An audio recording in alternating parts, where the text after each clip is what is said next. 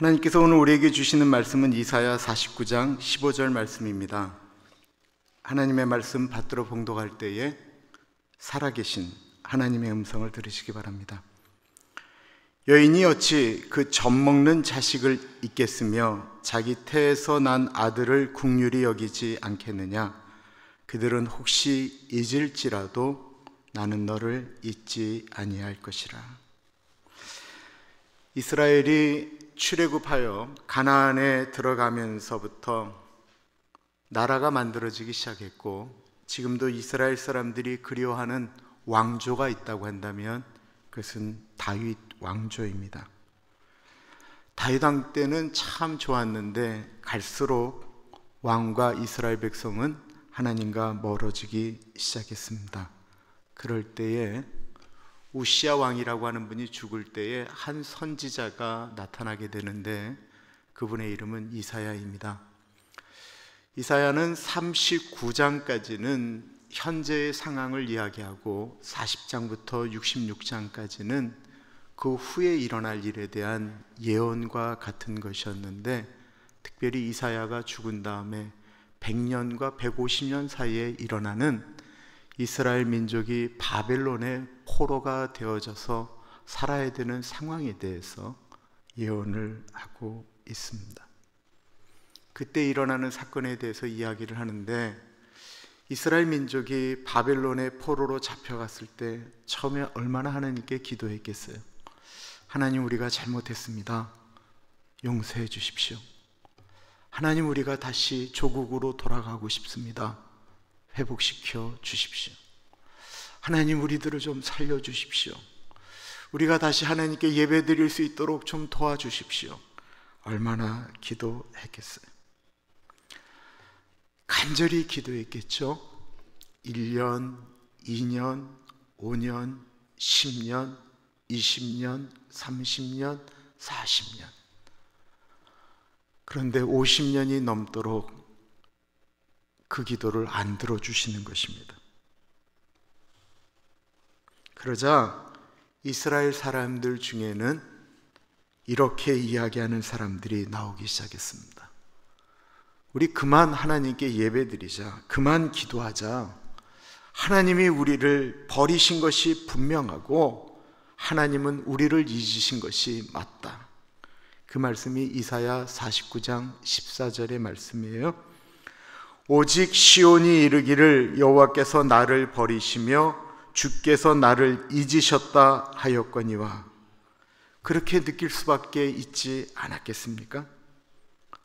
아무리 기도해도 응답이 없으니까. 그런데 하나님 아버지의 마음은 그것이 아니었거든요. 그들을 버리지도 잊어버리지도 않았습니다. 하나님은 이스라엘을 향한 그 하나님 아버지의 마음을 전달하고 싶었는데, 어떤 예를 들면 이게 하나님 아버지의 마음이야? 라고 확 들어올 수 있을까? 내가 이 세상 사람들, 이스라엘 민족들이 살면서 어떤 것을 예로 들어주면 이들이 나의 마음을 이해할 수 있을까? 고민하시다가 표현한 단어가 있는데 그게 바로 엄마라는 것이었습니다. 아이를 키우는 엄마의 마음을 이야기하면 이스라엘 민족이 내 마음을 이해하지 않을까 생각하셨던 거예요. 그 말씀이 49장 15절의 말씀이다라는 것입니다. 여인이 어찌 그 젖먹는 자식을 잊겠으며 자기 태에서 난 아들을 긍휼히 여기지 않겠느냐. 그들은 혹시 잊을지라도 나는 너를 잊지 아니할 것이라. 그래서 말씀하신 거예요. 어떻게 엄마가 그 젖먹고 키운 자식을 잊겠느냐라는 것입니다. 부모님들 중에 이 암을 가진 분들이 있으신데, 어떤 특정한 그룹들이 유난히 다른 부모님들보다 암을 많이 가지고 있는 퍼센테이지가 월등히 높은 분들이 있다라는 거예요. 그분들은 바로 자식을 잃어버린, 부모님들끼리 자식을 찾는 그 부모들의 모임에 있는 그 부모님들은 남들이 안 갖고 있는 암을 대체로 갖고 있다는 것입니다. 2019년 12월 6일자에 실린 글을 읽어봅니다. 지난 5월 뉴스 1과 만나 아들 4살 된 홍봉수 군을 찾고 있는 사연을 소개했던 오승민 씨는 갑상선 암을 앓고 있다. 1987년 여름 부산 해운대 바닷가에 놀러 갔다가 봉수군을 잃어버린 후 생활이 되어버린 마음의 고통은 몸도 병들게 했다. 승민 씨의 남편도 아들을 잃어버린 뒤 11년 만에 위암으로 세상을 떠났다. 남편은 아들을 잃어버린 죄책감에 배를 찌르는 고통에도 아프다라는 말을 하지 않았다. 우리 자식 잃은 부모들은 거의 다 그래요. 거의 다 보면 암 한 개씩은 가지고 있어요. 건강을 걱정하는 기자의 질문에 승민 씨는 덤덤하게 말했다. 갑상선도 그렇고 7월에 검사를 했더니 희귀 난치병이라고 해서 약을 먹고 있어요. 그렇게 살고 있어요 라는 승민 씨에게 기자는 치료를 제대로 받아보는 것을 권했지만 견딜만 해요 그래도 라는 답이 돌아왔다. 하지만 승민 씨가 얼마나 더 견뎌야 할지 알지 못했다. 승민 씨는 참는 것 계속 노력하고 있는데 이게 쉽지가 않아요 라고 하며 봉수이건 누구건 간에 애 잃어버린 엄마들은 한없이 참는 거예요 라고 말했다. 말을 이어가는 중간 승민 씨의 목소리는 울먹거림에 떨리기도 했다. 그동안 지내는 거야 별일 없이 지냈는데 그렇잖아요. 부모 마음이라는 게 자식이 없는데 마음 편히 지낼 수 없죠. 항시 몸뚱아리 한쪽이 없는 것처럼 그렇게 지내고 있어요. 1995년 당시 4살이었던 딸 조하늘 씨를 잃어버린 아빠 조병세 씨는 횡한 마음이 여전하다라고 말했다. 병세 씨에게 딸을 찾는 일은 죽지 않는 한 계속해야 할 일이다. 딸에게 하고 싶은 말이 있냐고 묻자 어디에 있든 간에 엄마 아버지는 항시 하늘이를 찾으려고 노력을 할 테니까 만나는 그날까지 건강하게만 있어다오라고 말했다. 24년 전 잃어버린 딸이 어딘가에서 혹여 추운 날씨에 감기나 걸릴까 걱정하는 병세 씨는 최근 건강이 악화돼 오는 9일 하지 정맥류 수술을 받는다. 몸이나 건강하게 있으면 좋겠어요. 42년 전인 1977년 5월 28일 서울 관악구에서 실종된 5살의 아들 김만호 씨를 떠올리는 이제 75세 된 엄마 조희성 씨도 아들의 건강부터 걱정했다. 희성 씨는 10년 전 유방암 진단을 받고 수술을 했고 지금도 꾸준히 약을 먹고 있는 암 환자다. 아들을 잃어버리고 찾을 길이 막막해 아들의 사진이 담긴 전단을 두고 무작정 서울 시내를 돌아다녔던 희성 씨의 무릎도 정상은 아니다. 아픈 무릎 때문에 매일 병원을 찾아 치료를 받고 있는 희성 씨는 그래도 아들을 찾기 위해 발품을 파는 것을 멈추지 않았다.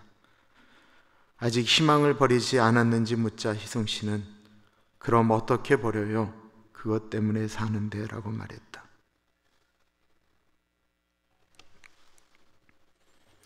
자식을 먼저 하나님께 보냈거나 잃어버린 부모님들의 속이 일반적인 사람들과 똑같다라고 하면 거짓말이겠지요. 요즘은 DNA 검사를 통해서 수십 년 만에 자녀들을 만나는 경우가 있습니다. 유튜브를 보시면 한국의 텔레비에 그런 것들을 이렇게 나타내는 것들을 많이 볼 수가 있어요. 오래전에 잃어버린, 특별히 70년대, 80년대 잃어버린 아이들은 대체로 다 미국이나 유럽으로 입양을 가게 되었습니다. 그리고는 이미 40대, 심하면 50이 넘은 어른들이 되었죠. DNA 검사로 이게 매칭이 되는 거예요. 그래서 갑자기 미국에서 유럽에서 연락이 와서 먼저 아빠 엄마가 맞는지 이 화상으로 먼저 확인을 하는 작업을 하게 되면 너무 놀랍게도 그렇게 오래전에 잃어버렸는데 그 딸의 모습이 엄마의 젊은 날과 똑같은 거예요. 그러면 애타게 찾던 엄마들이 잃어버린 자식들에게 하는 말이 뭔지 아세요? 이게 가슴이 이렇게 미어지더라고요. 이렇게 얘기를 하더라고요. 내가 너 버린 게 아니야. 버린 게 아니야. 그러면서 미안해라고 우는 거예요. 미안해. 미안해. 내가 너 버린 게 아니야. 버린 게 아니야. 미안해. 혹이나 아이들이 자기가 버림받았다라고, 버려져서 그렇게 됐다라고 생각할까 봐 이 엄마의 가슴 속에는 내가 내 새끼 버린 게 아니라는 거예요. 버린 게 아니야. 잊은 적 없어. 이사야 선지자는 엄마가 자식을 잊은 적이 없듯이 하나님도 이스라엘 백성들을, 우리들을 한 번도 잊은 적이 없다고 말씀하고 있는 것입니다.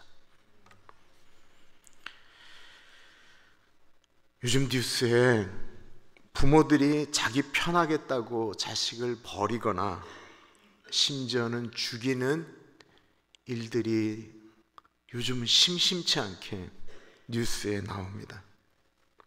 그런 뉴스가 나오면 우리는 오늘날 이 21세기에 살고 있는 여자들이 달라졌나? 라고 생각할 수 있을 것입니다. 달라진 게 아니에요. 그런 사람들이 너무나도 특별하기 때문에 뉴스에 나오는 거예요. 일반적인 엄마들은 그럴 수가 없는데, 엄마는 그럴 수 없는데 그분들은 너무나도 특별하기 때문에, 상상을 초월하는 일들이기 때문에 그게 뉴스에 나오는 거예요. 예수님의 어머니 마리아와 아버지 요셉이 6월절에, 이스라엘 남자들은 6월절에 되면 무조건 다 예루살렘에 가서 제사를 드려야 되잖아요. 12살부터 이제 그 의식에 참여할 수가 있어서 예수님이 12살이 되어졌을 때 나사렛에서 예수님을 데리고 그 예루살렘 6월절에 참여하게 됩니다. 그런데 그때 예수님을 잃어버린 사건이 나오게 되죠. 누가복음 2장에 나와 있는 말씀입니다. 그의 부모가 해마다 6월절이 되면 예루살렘으로 가더니 예수께서 12살 되었을 때에 그들이 이 절기의 관례를 따라 올라갔다가 그 날들을 마치고 돌아갈 때에 아이 예수는 예루살렘에 머무셨더라. 그 부모는 이를 알지 못하고 동행 중에 있는 줄로 생각하고 하룻길을 간 후 친족과 아는 자 중에서 찾되 만나지 못함에 찾으면서 예루살렘에 돌아갔더니 사흘 후에 성전에서 만난즉 그가 선생들 중에 앉으사 그들에게 듣기도 하시며 묻기도 하시니 듣는 자가 다 그의 지혜와 대답을 놀랍게 여기더라. 6월절에 예수님을 데리고 예루살렘으로 올라갔어요. 생각을 해보시면 나사렛에서 남자들이 예루살렘으로 올라갈 때 친척들이 다 같이 올라가는 거죠. 그리고는 다 같이들 내려오는 거예요. 그러니까 친척들이 올라갈 때 나이 13, 14, 15 사촌들이 다 같이 올라가는 거 아니겠어요? 그러니까 예수님이 당연히 사촌들하고 같이 어울려서 내려오는 줄 알았던 것이죠. 예루살렘에서 하룻길을 내려갔는데 마리아가 찾아보니까 예수님이 안 계신 것이었습니다. 근데 이상하게 성경은 하룻길을 내려왔는데 예루살렘으로 올라가는 데는 3일 만에 올라가셔서 찾았다라고 이야기하고 있어요. 왜 하룻길을 내려갔는데 올라가는 데는 3일이 걸렸을까요? 말할 것도 없이 그 6월절에는 온 이스라엘 백성들이 다 예루살렘으로 모이잖아요. 남자들이 100만이 넘는 사람이 그 조그만 성에 다 모였다가 다시 흩어지어서 내려가니 사람들이 얼마나 많이들 내려가겠어요. 그러니까 내려갈 땐 떠밀려서 빨리 내려갔는데 올라올 때는 그 사람들을 헤치고 올라가는 거예요. 그럴 뿐만 아니라 그림을 그려보는 거예요. 이 많은 사람들이 내려오는데 마리아가 정신없이 사람들을 보고 있어요. 그러다가 예수님과 옷차림이 비슷한 애가 막 내려가면 마리아가 거기까지 쫓아 내려가는 거예요. 쫓아 내려가서는 아이를 잡고 확 뒤를 돌아보게 하는 거예요. 그러면 예수님이 아니면 미안하다라고 얘기하고 마리아가 미친 듯이 왔다 갔다 하는 거예요. 막 사람들을 해치고 비슷한 사람만 보이면 달려갔을 거예요. 사람들이 이 여자 미쳤다라고 이야기하고 왜 소리를 지르냐라고 이야기하는데도 마리아는 끊임없이 예수야를 외쳤을 거예요.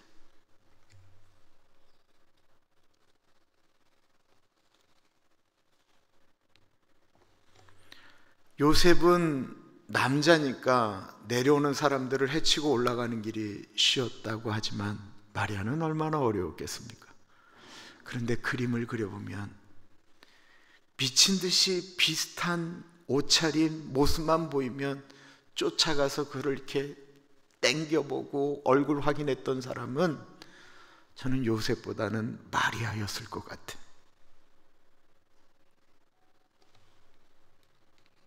왜 그러지요? 엄마이기 때문에 그렇습니다. 그래서 하룻길을 내려왔는데 올라가는 데는 3일이나 걸렸던 것입니다. 미친 사람처럼 여기저기 내려오는 사람들을 해집고 보면서 엄마 아빠가 올라간 것입니다. 저희 부모님은 5남매를 두셨습니다. 저희 엄마의 기도는 세 아들은 모두 목사, 두 딸들은 모두 사모가 되는, 정말 말도 안 되는 기도를 매일 하셨어요. 웃지 마세요. 그거 식사 기도 때마다 그 기도 들으면 정말 힘들어요. 가끔 가다가 또 이게 꽂히시면 모두 순교의 제물이 되게 해달라고 말씀하셨어요. 다행히 그 기도는 저희 누나와 저희 때 멈춰졌어요. 저주가 끊긴 거예요. 저희 매형은 탈보신학교를 나왔습니다. 제가 보기에는 정말 복음적인 메시지를 전하는 몇 안 되는 귀한 목사님인데 강의를 하시다가 몇 년 전에 주유소의 2층을 빌려 교회를 개척하셨습니다. 그것도 서울도 아닌 용인에서. 한국의 개척교회는 생활비가 안 나옵니다. 작은 교회의 아픔을 너무나도 잘 아시는 우리 엄마는 큰딸을 위한 기도를 멈출 수가 없습니다. 개척교회 사모를 딸로 둔 엄마이기 때문에 기도하는 것일까요? 딸이 잘 살면 기도하지 않을까요? 언제쯤이면 엄마의 기도가 멈출 수가 있겠습니까? 저는 장남인데 엄마 품을 떠난 지가 21년이 되었습니다. 장남이 장남구실은커녕 어버이날, 어머니 생신날 밥 한 끼 제대로 대접한 기억이 아예 없습니다. 엄마가 저를 원망하실까요? 제가 한국에 못 들어오도록 기도로 막으신 분이 저희 엄마였습니다. 코로나 바이러스에 걸렸다가 회복된 분들 중에 특이한 후유증이 나타나는 것이 있는데 몇 퍼센트의 사람들이 코로나 걸렸다가 3개월 후쯤에 머리가 빠지는 탈모 현상을 경험하게 됩니다. 저는 머리가 반대로 더 나는 그런 은총을 입다가 4월쯤에 갑자기 저도 머리가 빠지기 시작했습니다. 그것도 한 움큼씩 머리가 빠지기 시작했어요. 저는 한번 머리를 이렇게 완전히 스님처럼 밀면 내 모습이, 제가 두상이 이쁘거든요. 그래서 그러면 멋있지 않을까? 라고 생각을 했는데 뭐 빠지면 뭐 머리는 밀지. 제 여동생이 오빠 머리 좀 신경 써. 오빠 빈 곳이 나오면 엄마가 자꾸만 오빠 머리 이야기하셔 라고 말씀하신다라는 거예요. 엄마가 제 머릿속이 비어 보이면 그렇게 속상해 하신다라는 것이 너무 미안해서 오늘은 어머니 날이고 해서 제 머리에는 흑채가 뿌려져 있습니다. 그리고 저희 엄마는 올해 90을 지나가셨습니다. 한국에는 아줌마라고 하는 독특한 문화가 있죠. 우아한 여자의 문화가 아닌 아줌마 문화는 엄마의 문화라고도 이야기를 합니다. 너무 강한 느낌이 있는 것이 아줌마 문화입니다. 여인들은 안 그런데 아줌마들은 가끔 싸움닭이 됩니다. 여인들은 안 그런데 아줌마들은 가끔 교양 없이 거친 말도 내뱉습니다. 여인들은 안 그런데 아줌마들은 체면을 잃어버릴 때도 있습니다. 아줌마들은 가끔 손가락질 받는 일도 서슴없이 합니다. 근데 한국의 아줌마라고 하는 이야기의 내면에는 그 아줌마들은 자식들을 위해서는 목숨을 건다라고 하는 의미가 들어가 있습니다. 시장에서 콩나물 가격 깎는 엄마가 부끄러웠던 적이 참 많았습니다. 뭐 자꾸만 물건 깎아달라고 하는 엄마가 부끄러워서 그럴 때는 좀 멀찍이 뛰어 떨어져서 서 있곤 하였습니다. 어쩔 때는 화가 치밀기도 하였습니다. 사모인데 좀 더 주면 안 되나? 어린 마음에 그런 생각도 했습니다.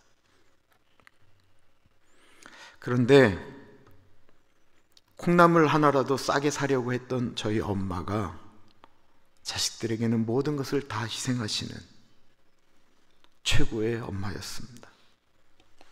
저 결혼할 때 돈이 없을 때 엄마에게 있었던 그 소중한 반지를 팔아서 결혼을 시킨 것도 저희 엄마였습니다. 엄마는 자식을 위해서 반지 팔 생각도 하는데 자식은 엄마의 손에 반지를 껴줘야 되겠다는 생각을 아직도 못하고 있습니다. 하나님의 사랑을 생각하실 때 과연 하나님이 나를 사랑하시나 의심이 되실 때 엄마를 생각해 보시기 바랍니다. 엄마의 사랑이 하나님 아버지의 사랑과 이 땅에 있는 사랑으로는 가장 비슷하다라고 말하고 있습니다. 오늘은 어머니 날입니다. 우리의 마음이 우리를 낳아주신, 키워주신 엄마 때문에 좀 더 따뜻했으면 좋겠습니다. 기도하겠습니다. 참으로 존귀하신 하나님 아버지, 우리에게 하나님의 사랑을 알려주시기 위하여 예수님뿐만 아니라 엄마를 보내주심에 감사드립니다. 이 세상의 모든 어머니를 축복합니다. 간혹 나는 장남이 아니었기 때문에, 막내가 아니었기 때문에 나는 사랑을 덜 받았다라고 생각하시는 분들이 있을 수도 있습니다. 너무나도 많은 자식들을 키울래기 사랑을 나눠주는데 표할 수가 없었던 그 엄마 마음 한켠에 있는 그 어쩔 수 없었던 사랑을 기억나게 하여 주시기를 기도합니다. 주님, 세상이 아무리 악해져도 이 땅이 그래도 이렇게 흘러갈 수 있었던 것은 이 땅에 엄마들이 계셨기 때문에, 그래서 주님, 오늘 이 땅 가운데 있는 아픔이, 고통들이 엄마라고 하는 한 단어 때문에 따뜻해지고 회복되어질 수 있도록 인도하여 주옵소서. 참으로 존귀하신 예수님 이름으로 감사하며 기도합니다. 아멘.